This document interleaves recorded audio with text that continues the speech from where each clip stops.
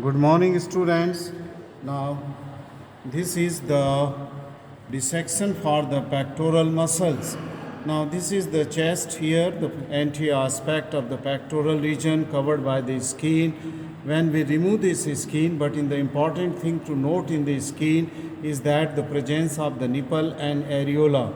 In case of male, the nipple and areola, they lie in the fourth intercostal space, just medial to that of the mid-clavicular line. But this, since it is a female body, the nipple and areola has been removed and the incision in the skin was made. So I am reflecting the skin because the breast from superficial fascia is already removed. So if I reflect this skin, this yellow thing is the superficial fascia is here, and then after that what we get here in the superficial fascia is the breast. तो superficial fascia के अंदर ही breast होती है. हमने इसकी breast को निकाल दिया है और उसको अलग से डिसेक्शन के लिए रख दिया है. So you should not forget that कि सुपरफिशियल फेशिया का इन फीमेल एक इम्पॉर्टेंट कंटेंट होता है, that is the breast. Breast को निकालने के बाद then we come to that of the I mean to say the layer of the muscles, and these are the muscles which are seen here are the muscles of the pectoral region. Most superficial muscle, ये जो सबसे ऊपर की तरफ की muscle है, ये pectoralis major muscle है. अगर आप इस pectoralis major मसल को देखेंगे तो ये सुपरफिशियल के फेशिया के नीचे डी फेशिया है, जिसे हम पेक्टोरल फेशिया बोलते हैं. पेक्टोरल फेशिया को मैं लिफ्ट करने की कोशिश कर रहा हूँ क्योंकि ये बहुत ही थिन मेम्ब्रेनस होता है और पेक्टोरलिस मेजर के फाइबर से एडहियर करता है. You can see at many places there is a still pectoral fascia is remaining. From most of the part I have already removed this pectoral fascia. See in the tip of my forceps, this thin layer is that of the pectoral fascia.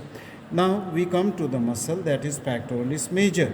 Pectoralis major muscle जो है ये काफ़ी broad लंबी चौड़ी muscle है और इसका origin 3 part से होता है. अगर हम इसका ऊपर का ओरिजिन देखें जिसको कि क्लेविकुलर हेड बोलते हैं, ये क्लेविकल है. सी एक्रोमियन प्रोसेस यहाँ होगी, द स्टर्नल एंड क्लेविकल का इधर है.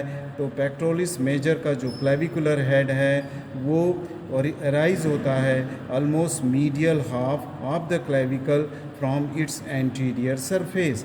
तो ये एंटीरियर सरफेस ऑफ क्लेविकल है जिसके मीडियल हाफ से ये मसल अराइज हो रही है, पेक्टोरलिस मेजर क्लेविकुलर हेड. अब अगर इसके डायरेक्शन देखें फाइबर्स को तो यू कैन सी दैट ये डायरेक्शन है जो फाइबर का, it is going downward and laterally. This downward and laterally fibers which are going, they are designed here to go to the lateral lip of the bicipital groove in humerus. You can see that I have followed these fibers directly downwards and they are going to the lateral lip of the bicipital groove. ये पहला head हुआ pectoralis. Second part of pectoralis major का ये broad area है जिसे कि हम sternocostal head बोलते हैं. स्टर्नोकॉस्टल इसलिए कहते हैं क्योंकि इसकी ओरिजिन है, ये बॉडी ऑफ द स्टर्नम है, ये मैन्यूब्रम स्टर्ना है, यहाँ पर चिफाइड प्रोसेस है. तो ये anterior aspect of the body of the sternum and the manubrium sterni से ये लेता है ओरिजिन जो कि बहुत ही क्लोज है लैटरल बॉर्डर. तो लैटरल बॉर्डर के पास पर उसकी एंटीरियर सरफेस से ये स्टर्नल हेड अराइज होता है और फिर costal head anterior surface of costal cartilages से अराइज होगा. That is from second to that of the sixth costal cartilage इसका ओरिजिन, इसलिए इसे हम स्टर्नोकॉस्टल ओरिजिन कहते हैं. स्टर्नम मैन्यूब्रम स्टर्नाई से आते हुए फाइबर्स ये ऊपर की तरफ जा रहे हैं एंड ये मोस्टली हॉरिजॉन्टल फाइबर्स होते हैं. जैसे कि हम नीचे की तरफ जाएंगे फाइबर्स का डायरेक्शन अपवर्ड्स एंड लैटरली हो जाएगा. यहाँ बहुत सारे fibres and upward and laterally हैं. तो ये सेकंड हेड हुआ जो कि स्टर्नम से और front of the costal cartilage से अराइज होगा. थर्ड हेड जो ओरिजिन लेता है वो ये देख सकते हैं यहाँ पर aponeurosis of the external oblique abdominis के ये फाइबर्स आपको नज़र आ रहे हैं। उसकी सरफेस से ये जो मैंने कुछ फाइबर्स यहाँ से डिटेच कर लिए हैं, they were taking origin from that of the aponeurosis of the external oblique एब्डामिनिस।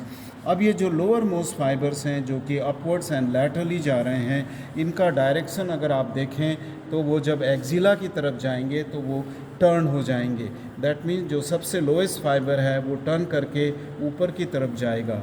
तो स्टर्नोकॉस्टल और एपेनेरोसिस ऑफ एक्सटर्नल ऑब्लिक एब्डामिनिस से जो फाइबर अराइज होंगे वो जाकर के lateral lip of bicipital groove पर ही अटैच होंगे, पर वो पीछे की तरफ अटैच होंगे जो कि क्लेविकुलर हेड के फाइबर्स। तो यहाँ पर एक यू शेप्ड या वी शेप्ड इंसर्शन होगा जो कि बहुत स्ट्रॉन्ग इंसर्शन है, एपेनेरोटिक इंसर्शन है। और you can see here that this fibres are going posterior to that of the clavicular head. ये इसका इंसर्शन हुआ जो कि lateral lip of bicipital groove पर होता है।